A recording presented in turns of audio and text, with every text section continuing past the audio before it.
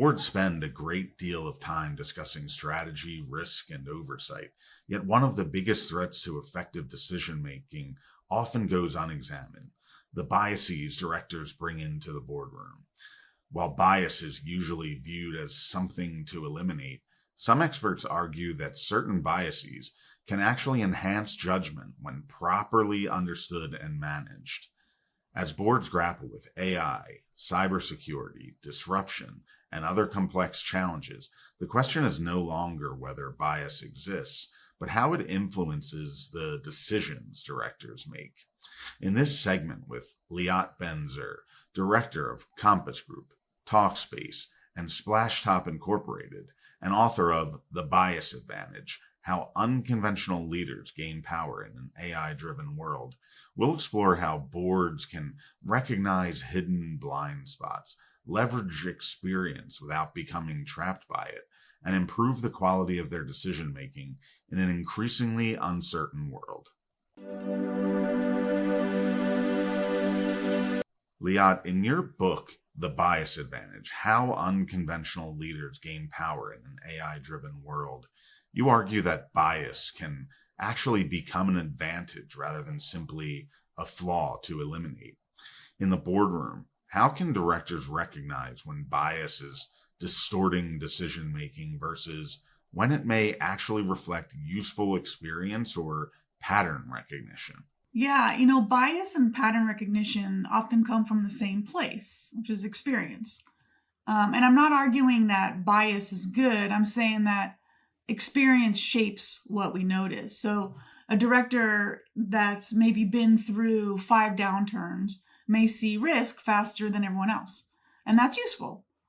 But a director who assumes that every downturn will behave like the last one may miss what's actually different this time. And that can be dangerous. So your lived experience can become an early warning system. If you've been excluded or unwelcomed in certain rooms, you learn to hear the unsaid things. You learn to listen and to notice who's missing. You catch the assumptions that were unspoken, but which may actually have very big downstream implications for certain cohorts of people. And that matters enormously in the age of AI. It actually becomes a superpower for AI leadership because, as everybody knows, I think AI could sound very confident while being completely wrong. And it can give you pretty polished answers that are built on biased data or missing context. The machine doesn't always know what's been left out, and it's encoding a lot of the old patterns and then presenting them as neutral outputs. The risk with all of this is that AI, it makes bias stop sounding like opinion and start sounding like objective conclusions. Yeah. And so you really want people in the boardroom who ask, what's missing in the data? What assumptions are hiding inside these recommendations? Who gets harmed if we're wrong? I think those types of questions can protect the company. And what I've observed is that directors who personally experience bias in their career or their lives, they tend to be more likely to ask and look for those things that are hidden inside systems.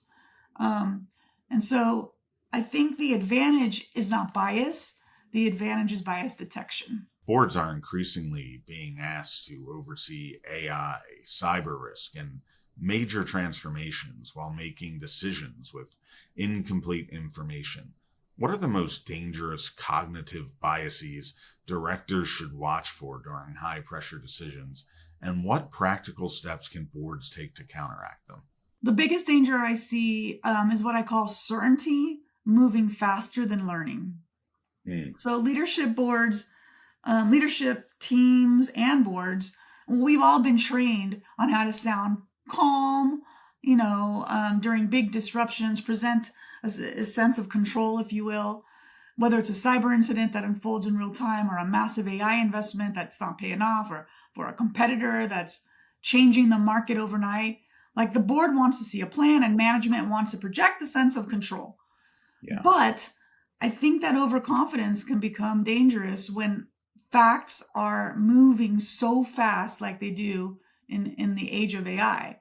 And so one thing to pay attention to on boards is consensus bias, especially under time pressure. A deal needs to close by Friday. There's a breach that needs a public statement by Monday.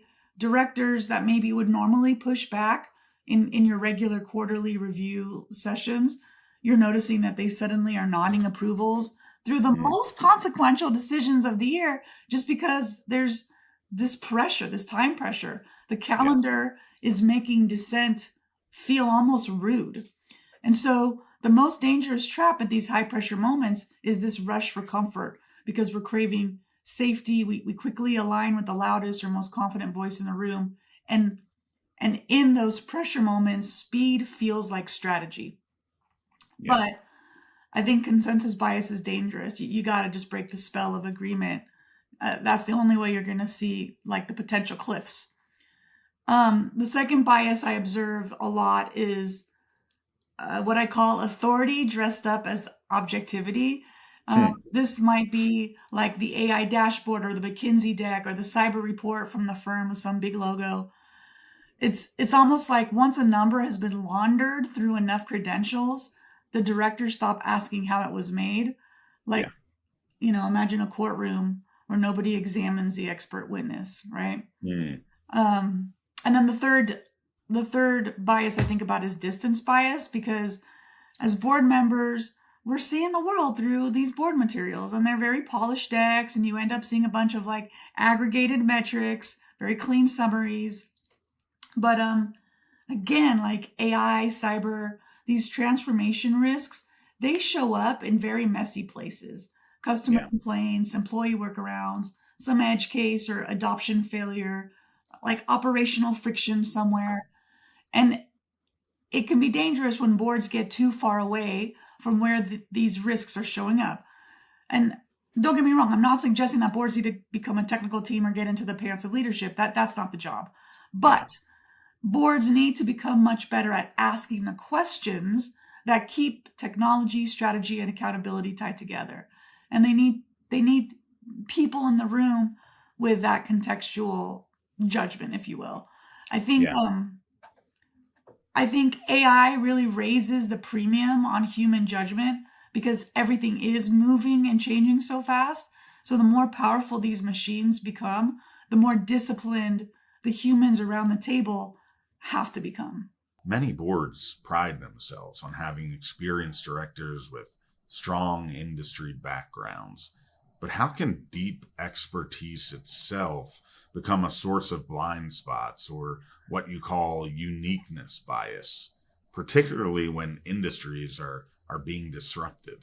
Well, expertise is incredibly valuable. I mean, obviously, we want experienced people in the boardroom. We want board members who've seen up and down cycles, crises, bad deals, failed transformations, overhyped technologies. But I think that sometimes expertise also has a shadow side, because the longer you've been successful with one business model, the easier it is to believe that this model is more permanent maybe than it really is. And we've seen that many times in retail. For years, people said, our customer wants the store experience. Some did, but that belief became a reason to underinvest in digital until the customers have moved on. We saw it in media. People said, our audience will always value the bundle. And then, audiences unbundled themselves.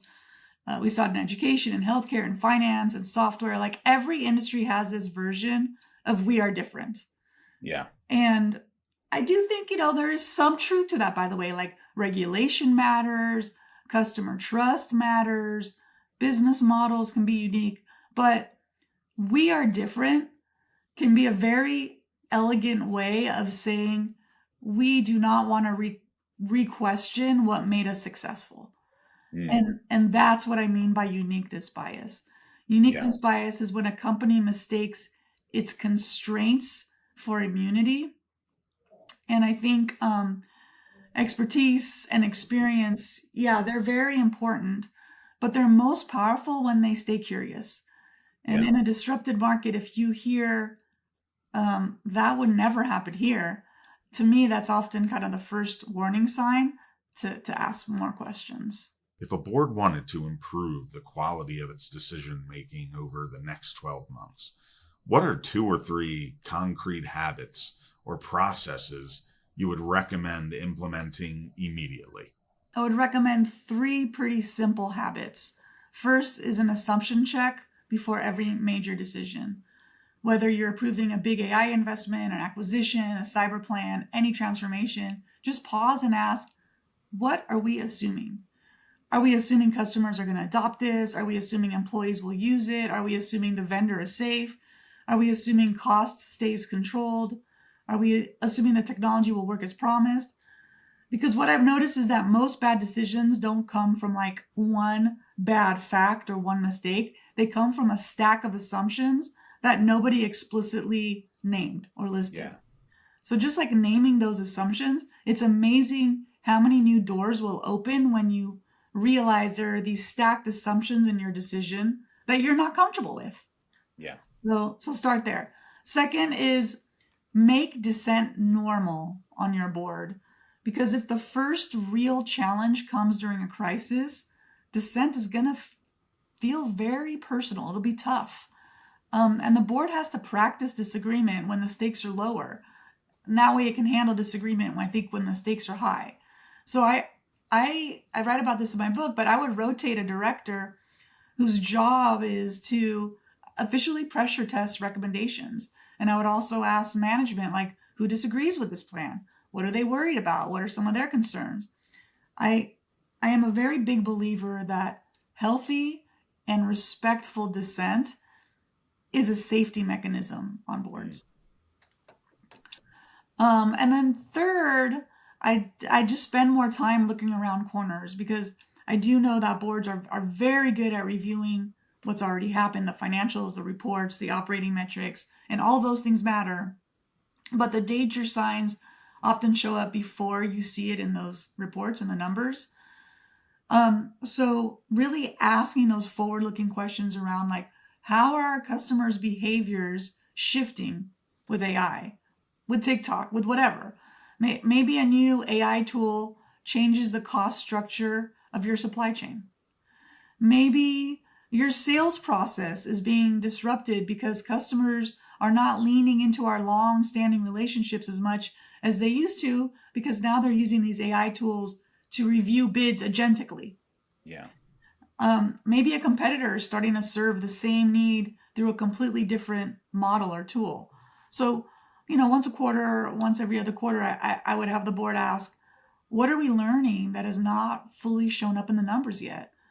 I think the dashboards will show very clearly where we've been, but the board's job is to notice where the assumptions might be getting old.